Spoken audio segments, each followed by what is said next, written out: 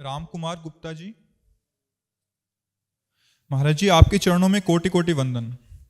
श्री सदगुरुदेव भगवान, आपकी कृपा से वृंदावन वास हो गया है। सदगुरुदेव भगवान, जैसे धाम वास मिल गया है, इस प्रकार इस अधम नीच पर कृपा करें जिससे भजन भी बन जाए।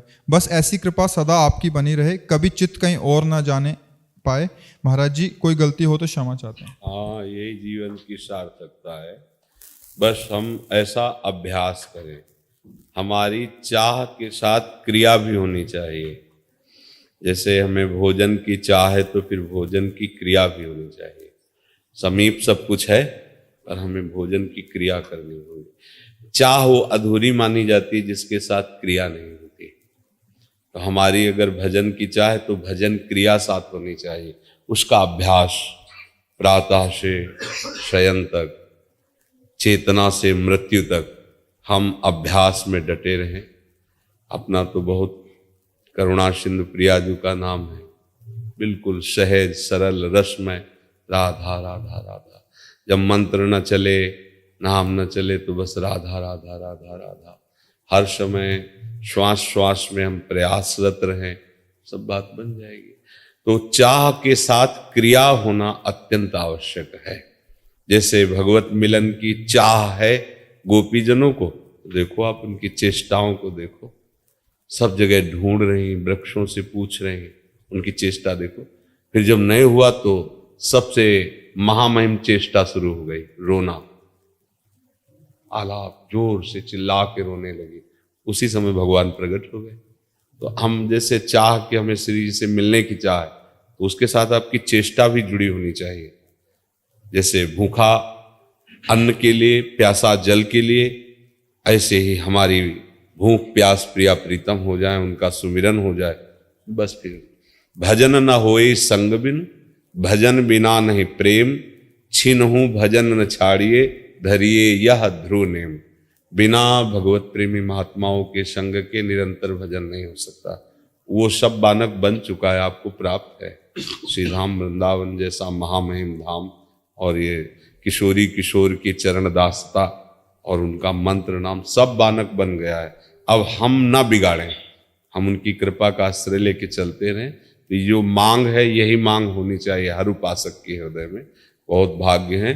बस बचते रहना रसिक जनों के अपराध से, जिससे आपकी बुद्धि वृंदावन धाम और नाम में सतत रत रहेगी। अगर कहीं नामदाता या नाम जापक रसिकों के प्रति अपराध बन जाए तो धाम भी कड़ुआ लगने लगेगा, धाम वास में भी अरुचि हो जाएगी, नाम भी नहीं चलेगा।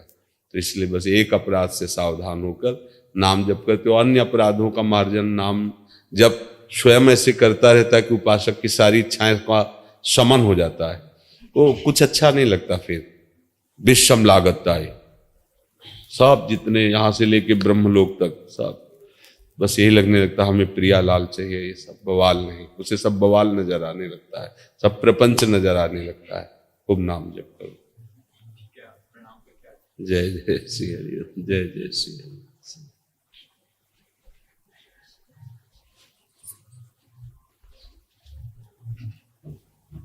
खुशबू शर्मा जी। मेरे परम पूजनीय प्राण धन महाराज श्री के चरणों में कोटि कोटि प्रणाम। जय श्री राधा वल्लभ श्री हरिवंश। महाराज जी, आपकी ही कृपा और इच्छा से मैं आपके दर्शनों के लिए आई हूँ। मुझ जैसे अधम और पतित को अपनाकर आपने अपार करुणा किया है। महाराज जी, आज इस शरीर का जन्मदिन भी है। आप ऐसी कृपा कीजिए कि आप गुरुजनों के अलावा मुझे कोई ना तो दिखे ना सुनाई दे।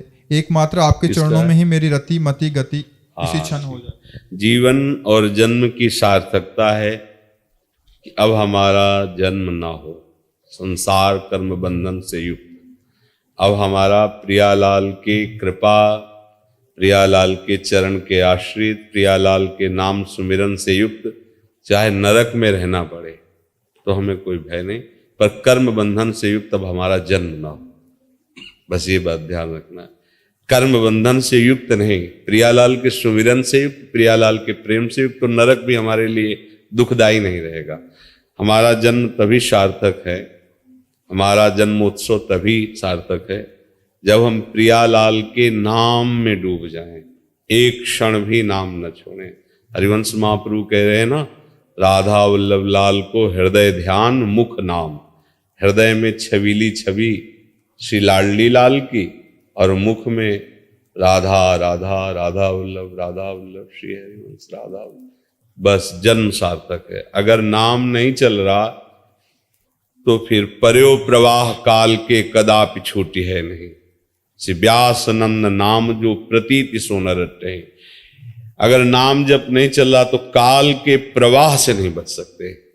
लोक लोकांतरों का भटकन नहीं मिटेगा। इसलिए नाम जप। जन्म सार्थक उसी का जिसने नाम जप लिया। निरंतर नाम।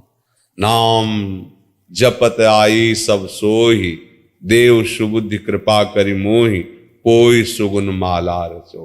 नित्य सुकंठ जो पहिरो तास, जस वर्णो हरिवंश विलास, श्री हरिवंश से गाय। जैसे माला हृदय से नहीं तारते, ऐसे ही नाम का श्वास माला चलता रहे। राधा वल्लभ श्री राधा वल्लभ श्री राधा वल्लभ सार्थक है। कलयुग में ऐसा अन्न, ऐसा संग, ऐसा दृश्य, ऐसा वायुमंडल मिलना बहुत दुर्लभ है कि आप भजन करो। ऐसा मिलना बहुत कठिन है। ये तो धाम है, इसलिए यहाँ तो सब कृपा ही कृपा है। अगर ऐसे वायुमंडल में भजन कर ले गए तो जो दसियों हजार वर्ष तपस्या से नहीं मिलता था, वो कलयुग बहुत कम दिनों में प्रदान कर देगा। कलयुग का एक प्रताप भी है कि जो ऐसे वातावरण में नाम जप कर ले जाए, तो जहां दाहिना पैर के अंगूठे केवल खड़े होकर 10-10 हजार वर्ष तक बिना खाए पिए तप करते, वो जो फल मिलता था वो ऐसे ही कलयुग प्रदान कर देगा। पर इसमें भजन का सहयोग नहीं है। खान पान, संग, दृश्य, ये सब भजन विमुख करने वाले हैं। अगर ऐसे में कर ले गया भजन तो परम लाभ मिल जाएगा। इसलिए चाहे स्त्री शरीर हो चाहे पुरुष शरीर है, तो भगवान का बच्चा ही, भगवान कांशी तो है ना। खूब नाम जप करे, उसी में जीवन सार्थक है। योगेश चंद एवं भावना बैठे रहिए। श्री राधे गुरुदेव के चरणों में कोटि कोटि प्रणाम। महाराज श्री, हम चित्तौड़गढ़ राजस्थान से आपकी शरण में आए हैं। प्रथम बार आपका साक्षात दर्शन प्राप्त होना निश्चित ही हमारे लिए परम सौभाग्य का बात है। आपका परिचय यूट्यूब के माध्यम से हुआ है। आपकी कृपा दृष्टि हमारे ऊपर है। हमारा पथ प्रदर्शन कीजिए महाराज जी। मैं और मेरे पतिदेव आपसे नाम दान की याचना करते हैं। अच्छा है। पहले ये निश्चय कर लेना चाहिए किसी भी संत महापुरुष से जुड़ने पर, हमारा उद्देश्य पक्का और हमारा निश्चय पक्का, क्योंकि ये परमार्थ पथ है। इसमें बार बार बदलाव नहीं किया जाता, क्योंकि समय नहीं अपने पास। कब श्वास रुक जाए इसका भरोसा नहीं। इसलिए गुरु बनाने के पहले अपने मन को ये देख लेना चाहिए कि इनके वचनों पर मुझे विश्वास है कि नहीं। इनमें मुझे मनुष्य बुद्धि है या संत बुद्धि है या भगवत बुद्धि है, इसकी जांच करनी चाहिए। और जब ये अंदर से निश्चय हो जाए कि गुरु साक्षात परब्रह्म, मेरे भगवान मेरे ऊपर करुणा करके मेरे को मेरी भाषा में समझाने के लिए मनुष्य रूप धारण किए हुए बैठे हैं, इनकी आज्ञा का हम अक्षरशः पालन करेंगे, बस हो गई बात। इतनी ही बात है। आज्ञा शम्न सुसाहब सेवा, जो अपने गुरुदेव की आज्ञा का पालन कर लेता है मंगल हो जाता। और वो गुरुदेव नहीं होते जो वासना का खेल खेलते हैं, जो संसारिक भोग सामग्रियों के लिए अपनी महिमा से नीचे उतर जाएं, वो गुरुदेव नहीं होते। ऊसर बरसई तृण नहीं जामा, संत हृदय जिम उपज न कामा। पहले खूब श्रद्धा और विश्वास कर ले, फिर किसी को गुरु बनाए। और जब गुरु बनाए तो फिर उनकी आज्ञा पर कोई प्रश्नवाचक चिन्ह नहीं होना चाहिए। और हृदय से पालन करे तो भगवान इसी जन्म में मिल जाएंगे, क्योंकि वो मिलने के लिए ही हमें मनुष्य जन्म दिया है। पर अगर तुम्हें सत्संग मिलता है तो कुसंग भी अपना प्रभाव दिखाने की कोशिश करेगा। आपकी निष्ठा, आपकी भावना इतनी सुरक्षित होनी चाहिए कि किसी का भी कुसंग का प्रभाव हमारे मन पर न पड़े। जो रहीम उत्तम प्रकृति का कर शकत कुसंग, चंदन विष व्यापत नहीं लपटे रहत भुजंग।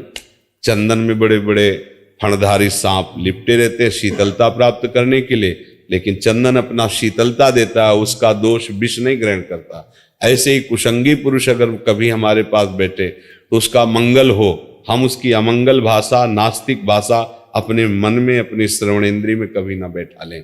तो फिर गुरु आज्ञा का पालन करने में हमारा मन उत्साहित होकर चल पड़ेगा। जो चाहत है नित्य सुख, अरु मन को विश्राम, हित ध्रुव हित सो भजत रहो पल पल श्यामा श्याम। कह रहे हैं जो नित्य निरंतर सुख चाहते हो, कभी दुख में किंचन मात्र हमारा मन ना जाए, तो निरंतर पल पल जपते रहो श्यामा श्याम श्यामा श्याम, राधा वल्लभ श्री हरिवंश। इसी से मंगल हो जाएगा जी। राम कुमार महाराज जी, हृदय में लाडली निकुंज कैसे बनाएं? लाडली निकुंज तो है, पहले मानो फिर हो जाएगा। ये भक्ति की जो वृत्ति है और ज्ञान की जो वृत्ति, उसमें अलग अलग भाव है। ज्ञान की वृत्ति में पहले जाना, फिर प्रतीति हुई, फिर विश्वास हुआ। भक्ति में पहले विश्वास पूर्वक मानो, श्रद्धा विश्वास पूर्वक मानो, फिर जान जाओगे।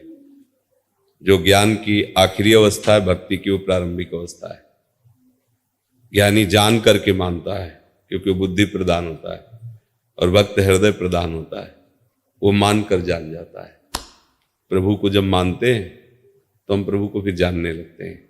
ऐसे हम पहले ये माने कि मेरा हृदय नहीं है, ये लाडली जी का निकुंज है। पहले माने तो हम, अब लाडली जी के निकुंज की हमें सेवा मिली, सोहनी लगाने की। अब हम ढूंढ ढूंढ के कंकड़ कूड़ा हटाएंगे ना, ऐसे ही हृदय में 4 डिपार्टमेंट हैं गंदगी फैलाने वाले: मन, बुद्धि, चित्त और अहंकार। मन भोगों का संकल्प करता है, बुद्धि भोगों में सुख ऐसा निश्चय करती है, चित्त भोगों का चिंतन करता, अहंकार स्वीकार करता, मैं भोगता हूं। ये झाड़ू लगा के बाहर करनी, विवेक की झाड़ू हाथ में लेकर इसे बाहर करनी। बुद्धि से निश्चय कराना, प्रिया प्रीतम के सिवा कहीं सुख नहीं है। मन से संकल्प कराना, जो भी सामग्री प्रिया प्रीतम की सेवा सुख के लिए है। चित्त से चिंतन करना है प्रिया प्रीतम के नाम का, रूप का, लीला का। और अहंकार से स्वीकार करना है हमारे माई श्यामा जी को राज, हम महारानी जी के चरण आश्रित हैं। मेरा जीवन, मेरा सर्वस्व महारानी का, और मैं उनकी दास्ता। हम श्यामा जी केवल अभिमानी, टेढ़े रहे मोहन रसिया से। हो गया लाडली निकुंज हृदय। बस अब कहने में तो कम समय लगा, लेकिन सोहनी लगाने में बड़ा समय लगता है।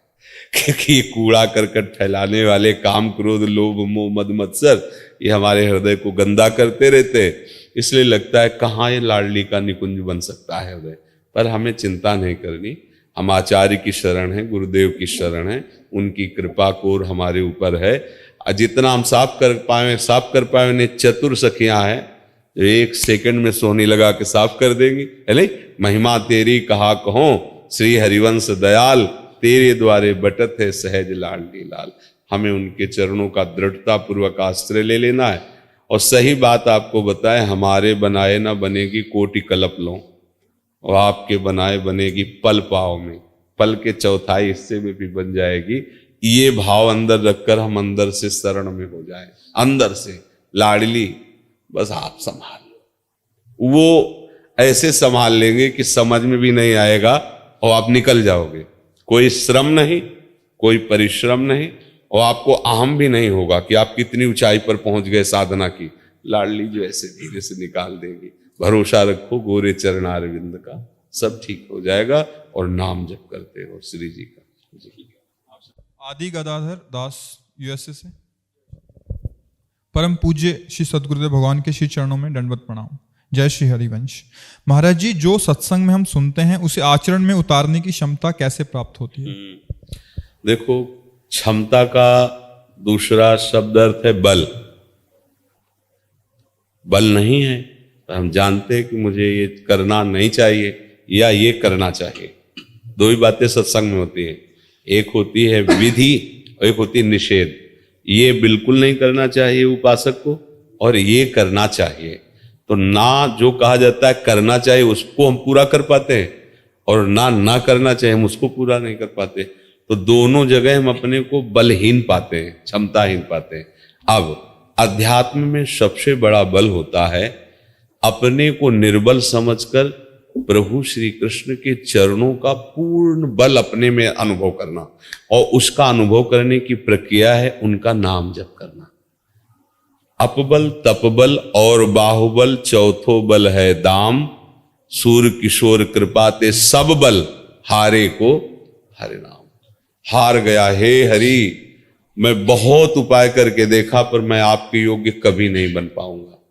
ये विकार मुझे बार बार नष्ट कर देते हैं। जो नहीं करना चाहिए वो कर रहा हूं, जो करना चाहिए वो नहीं कर पा रहा हूं। हे हरि मैं आपके अंदर की बात है, आश्रित हो गए और नाम जप के जितना नाम जप करोगे वो अनर्थ की निवृत्ति करके आप में आध्यात्मिक शक्ति भरेगा। अगर नाम का बल संतों के पास ना होता तो वो निर्विकार ना होते। वो क्या, वो जिनको देख लिया, जिनको छू दिया, जिनको अपना मान लिया, वो निर्विकार हो गए। देवर्षि नारद जी लिखते हैं सतरति सतरति सा लोकान तारयति। वो तर जाता है, वो तर जाता है, वो लोकों को तार देता है। कौन? जो तदर्पिता अखिलाचारिता तद विस्मरणेन परम व्याकुलते थे, जिसने समस्त अपने आचरण श्री कृष्ण अनुकूल लेन प्रभु के अनुकूल करके उनको समर्पित कर दिया और एक क्षण के लिए भी उनका भजन नहीं छोड़ता। अगर एक क्षण के लिए कभी किसी कारणवशात ऐसा लगता है कि भजन छूट गया क्या, तो तद विस्मरणेन परम व्याकुल, वो व्याकुल हो जाता है। जैसे मछली को जल से अलग करो तो तड़पने लगती है, ऐसे वो तड़पने लगता है।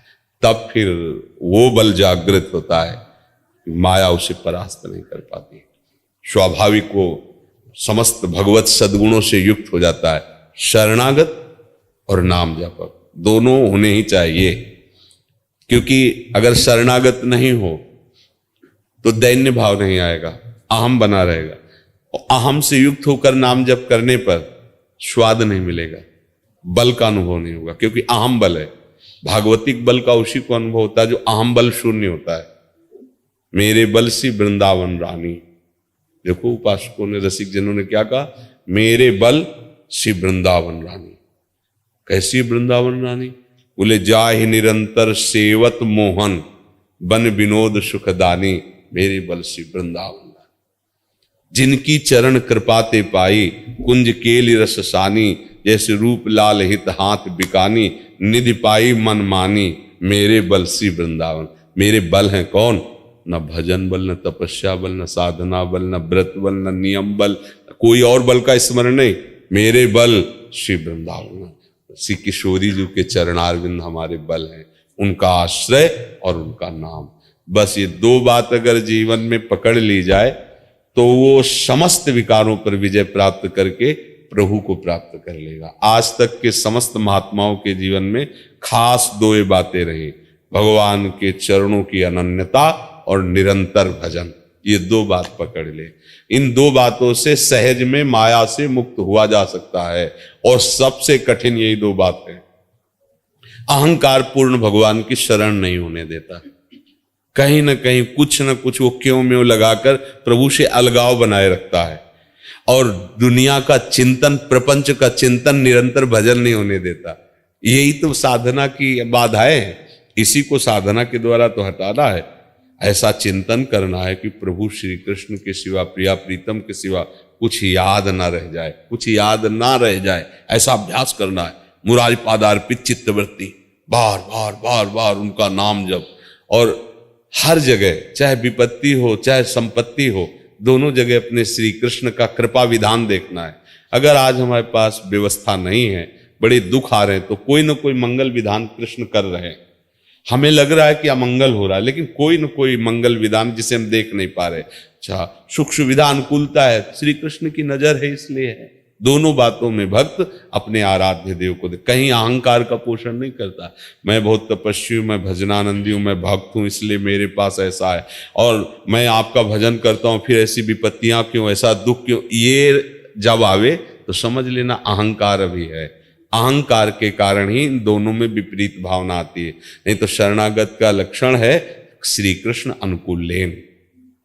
अगर अनुकूलता नहीं है तो फिर हमारी अभी शरणागति पुष्ट श्री कृष्ण अनुकूल, अपनी अनुकूलता नहीं, श्री कृष्ण अनुकूल लेन, प्रतिकूलस्य वर्जनम, उनके प्रतिकूल न सोच न चिंतन न आचरण, आनंद आ जाएगा। मामे वे प्रपद्यन्ते माया में ताम तरन, एक मात्र चरण, बस दुनिया की बात समझनी नहीं, अपनी बात किसी को समझानी नहीं, किसी की बात हमें समझनी नहीं, क्योंकि ऐसी समझ आती है कि ये सब फिर भूल जाओगे जो बात हो रही। कहे ना अपनी और सुने न किसी, सुने न काहू की कही और कहे न अपनी बात, नारायण वा रूप में मगन रह, अपने प्रभु से मतलब है। हाँ, अगर कोई पूछ रहा है कोई ऐसा, तो संतों से सुना ऐसी बात, ये मेरी बात है ऐसा ना कहे, अपना हम न पोषण कर, संतों से सुना है तो मन हो स्वीकार करो, ना मन हो ना स्वीकार करो, और कोशिश करे कि अपनी बात तब तक छुपाए रखे जब तक अपने ऊपर उसका रंग न चढ़ जाए। जैसे दूसरों को उपदेश करने की तभी बात लागू होती जब आपने खा लिया है, चख लिया है, स्वाद ले लिया, तो आप बोलो आपके स्वाद तो सुरक्षित है ना, वो घटेगा नहीं। अच्छा, स्वाद ही नहीं लिया और फिर हम दूसरे को वर्णन कर रहे हैं, तो एक तो बात वर्णन करने का अधिकार नहीं क्योंकि स्वाद ही नहीं लिया, और दूसरी बात सामने वाले पर रंग नहीं चढ़ेगा। रंग उसी का चढ़ता है जिसने इस मार्ग का स्वाद लिया है, तभी रंग चढ़ता है। तो दोनों बातें अपने दिमाग में बैठा लो, प्रभु की शरण में होकर प्रभु का निरंतर भजन, ये हमारे जीवन का लक्ष्य हो। हम किसी का कल्याण कर सकते हैं या किसी को उपदेश करते हैं, ये हमारी क्षमता नहीं। भक्तजन परस्पर भगवान की चर्चा करके आनंदित होते हैं, उसमें कोई छोटा बड़ा नहीं होता। जैसे हम आपसे चर्चा कर रहे हैं, आप प्रश्न करता हो, इधर से उत्तर होता, प्रश्न भी श्री कृष्ण कराने वाले और उत्तर भी श्री कृष्ण दान देने वाले, तो बोधयंता परस्परम, परस्पर जो चर्चा हो रही ये हमारी भक्ति का वर्धन करने वाली, आनंद करने वाली।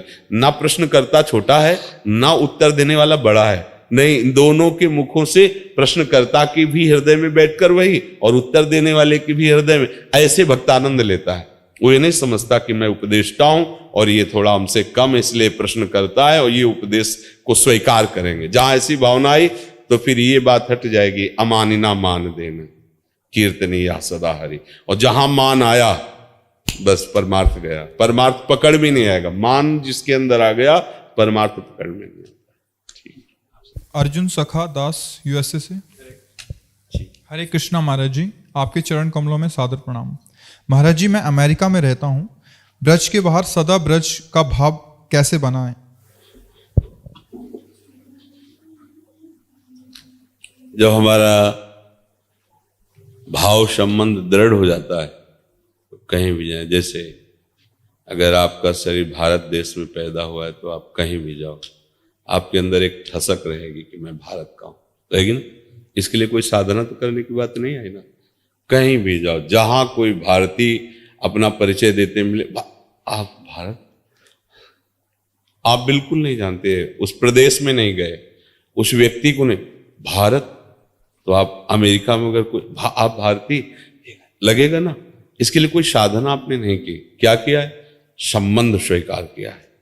हम भारत देश में जन्म हुआ, हम भारतीय हैं, ये संबंध स्वीकार। अब इसी संबंध को पलटना है। हम श्री कृष्ण के हैं और श्री कृष्ण का लीलाधाम ब्रज है, तो हम ब्रज के हुए ना। जो श्री कृष्ण के हैं वो ब्रज के हैं। ब्रज, इसको जहां संबंध भाव से स्वीकार करोगे कि हम भूल चुके हैं, अन्य प्रांतों को, अन्य ग्राम को हम अपना जन्मदिन माना, अपना जन्म स्थान माना, अपना जन्म संबंध माना, ये हम तो श्री कृष्ण के थे, श्री कृष्ण के हैं, श्री कृष्ण के रहेंगे, इसमें कोई संशय? श्री कृष्ण के तो थे। अच्छा, श्री कृष्ण का ब्रज है, उन्हीं की तो ब्रज भूमि है, उन्हीं की तो लीला स्थली हुआ ना। जो हमारा प्रीतम है उसका घर हमारा घर हुआ, जो हमें सबसे ज्यादा प्यार करते रहे, जो हमारे सबसे ज्यादा स्नेही हैं, संबंधी हैं, वो हमारा घर है। ब्रज हमारे भगवान का घर, तो हमारा घर हुआ क्योंकि हम उनके दास है, क्योंकि हम उनके शरणागत हैं, हम उनके अंश हैं। जहां आप ये स्वीकार करोगे, फिर आप बाहर कहीं भी रहेंगे तो ब्रज से ऐसे गुप्त अपनापन रहेगा जैसे हम कभी ध्यान नहीं करते, कभी सीखते नहीं, कभी जपते नहीं, पर हम भारतवासी हैं, हमारे रोम रोम में ठसा है। तिरंगा देखते ही हृदय में हर्ष होगा और ऐसे हम भारतवासी, ऐसे ही हम श्री कृष्ण उपासी हैं और ब्रजधाम हमारे प्रीतम का लीला भूमि है, इसलिए मेरी भी ब्रज भूमि है। मैं ब्रज का ही हूं, भूल गया हूं, संसार में आ गया हूं। कहीं भी रहो, संबंध स्वीकार करके फिर आप देखो, नाम जप करो, लीला गायन करो, भगवत चरित्रों को सुनो, तो आपको अपनापन होने लगेगा प्रभु से। प्रभु से अपनापन हुआ तो दूर देश में भी आप अपनी भावना में ही मगन रहेंगे, और अगर भावना न बने तो यहां ब्रज में रहते हुए भी आप भाव रहित रहेंगे, फिर क्या हाथ लगा। सारा खेल तो भाव का है ना। भाव अगर प्रारब्ध से आपको यहां वास नहीं मिल रहा, आपका भाव बन गया, तो अमेरिका से आप ब्रज को देख सकते हैं।